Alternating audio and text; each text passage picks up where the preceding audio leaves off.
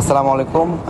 প্রিয় দেশবাসী, আপনারা সবাই জানেন আমাদের প্রাণপ্রিয় জুলাই আগস্ট অভ্যুত্থানের পর থেকে বলিষ্ঠ কণ্ঠস্বর ও শরীফ ওসমান হাদির উপরে যে বন্দুক হামলা হয়েছে, গুলিবিদ্ধ হয়ে তাকে এবারকে হসপিটাল থেকে রেফার করা হয়েছে সিঙ্গাপুর জেনারেল হসপিটালে। এবং সিঙ্গাপুর জেনারেল হসপিটালে গতকাল 6:30টার দিকে তাকে রিসিভ করা হয়েছে ইমার্জেন্সি কমপ্লেক্সে। এবং তাকে ইমার্জেন্সি ভর্তি করার পরে যে আবার চিকিৎসা শুরু হয়েছে এবং তার চিকিৎসার আপডেট নিয়ে আমি কথা বলছিলাম।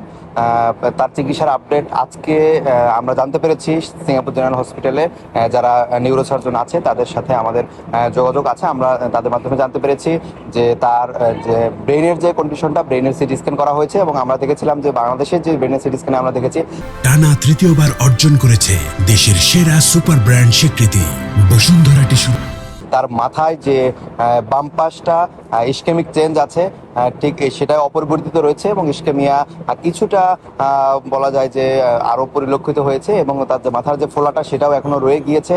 তার ব্রেন স্টেমের যে ইনজুরি আছে সেই ইনজুরিটার কারণে ব্রেনের যে ফোলা অংশের মাধ্যমে তার যে ভেন্ট্রিকলগুলো ছিল, যে পানি লাইনগুলো ছিল, সেটা প্রায় বলা যায় যে অসুবিধার মধ্যে আছে। এবং তার যে কিডনি, হার্ট এবং লাংস আর্টিফিশিয়ালি ভেন্টিলেশনের মাধ্যমে চলছে এবং তার ফুসফুসের সিটি স্ক্যান করা হয়েছে এবং সেই ফুসফুসের সিটি স্ক্যানেও তার ব্লাড দেখা দিয়েছে, যেটা কিনা বাংলাদেশেও ব্লাড দেওয়ার কারণেই মূলত চেস্ট ড্রেন দেওয়া হয়েছিল। এবং তার শারীরিক অবস্থা বলবো যে এখনও ক্রিটিক্যাল এবং এখনও অপরিবর্তিত রয়েছে। এবং আমরা সোশ্যাল মিডিয়ায় বিভিন্ন সময়ে যে কথা শুনছি যে ওসমান হাদি চোখ খুলে তাকিয়েছে বা এরকম কোনো কন্ডিশন আসলে ঘটে নাই।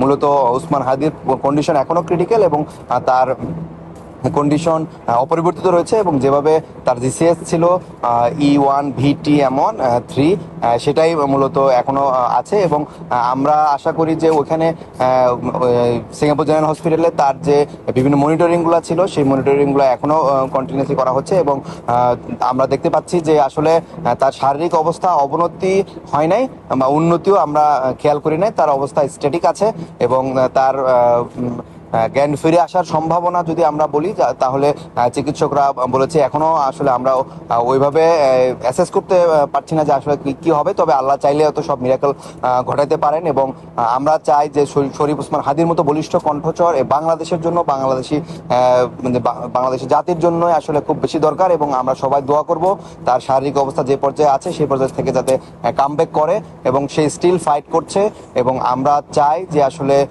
সে কামব্যাক করে আসুক। এবং আমরা আরেকটা ব্যাপার আলোকপাত করব যে সোশ্যাল মিডিয়ায় তাকে নিয়ে যে বিভিন্ন সময় বিভিন্ন গুজব ঘটছে, আসলে সেদিকে আলোকপাত না করে আমরা তার সুস্থতার জন্য সবাই দোয়া করব বলে আমরা মনে করি। ধন্যবাদ।